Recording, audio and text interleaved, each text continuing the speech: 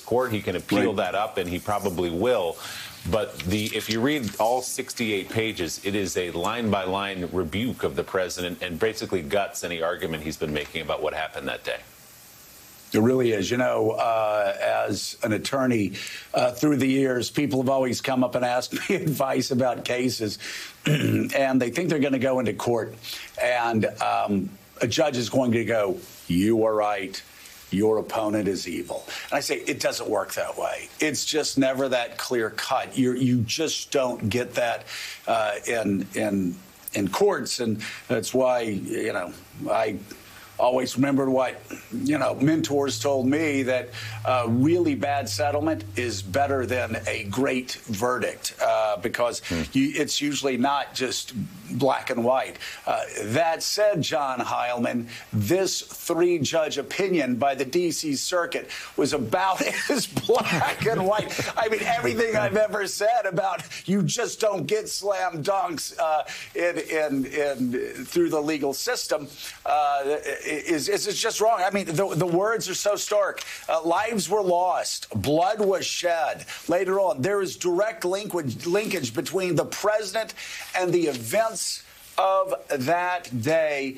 A unanimous 3-judge opinion in the D.C. Circuit.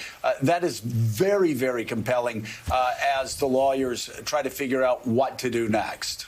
Yeah, very, I mean, compelling, and in some ways, thank God, it just rhymes with common sense, right? I mean, you know, you don't have to be a lawyer to think that the claims of the president to executive privilege, now that he's no longer president, are absurd.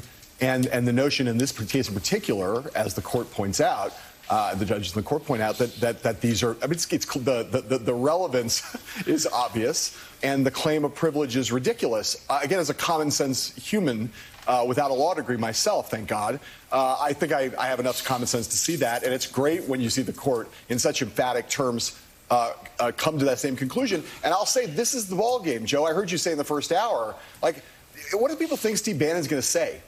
Steve Bannon's not going to be a compelling fact witness if they get him in there. And a lot of these people, if they get dragged in, are not going to, or they're going to claim the fifth, or they're going to lie, or they're going to prevaricate, or they're going to shuffle their feet.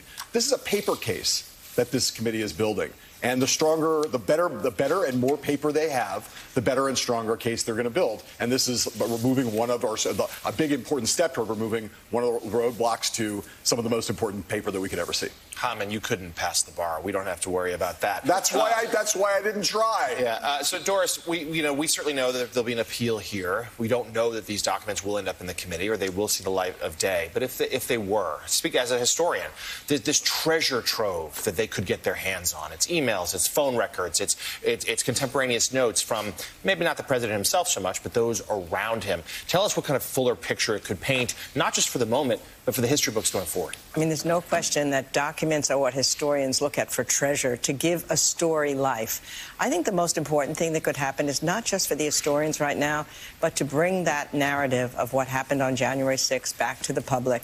I mistakenly thought after January 6th that a line would be drawn, that the event was so shocking that the majority of the people in the country were going to say, enough, we've got to heal ourselves, we've got to change something. And now it's faded from view, and there's an alternative narrative of what happened.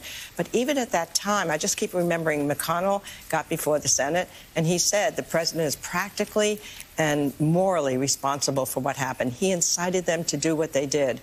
And he said that even then, once he was there and they were doing it, he was watching them, reports said, happily without stopping them when he was the only one who could. Maybe these papers and these diaries and these entries are going to make that story come to life. And stories are what influence people. Abraham Lincoln said, the reason he told so many stories was that stories, unlike facts and figures, have a beginning, a middle, and an end.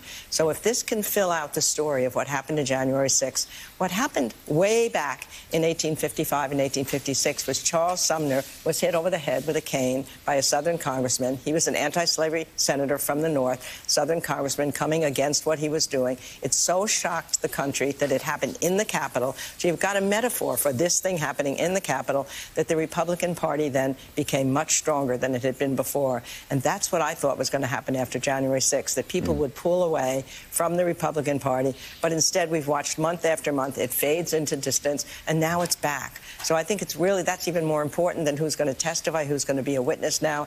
It's let that story come back to life, and I think it could change public opinion and maybe even change the country. That's my optimism. If you know that this is a line that's been drawn, then you have to say we can't allow this to happen again.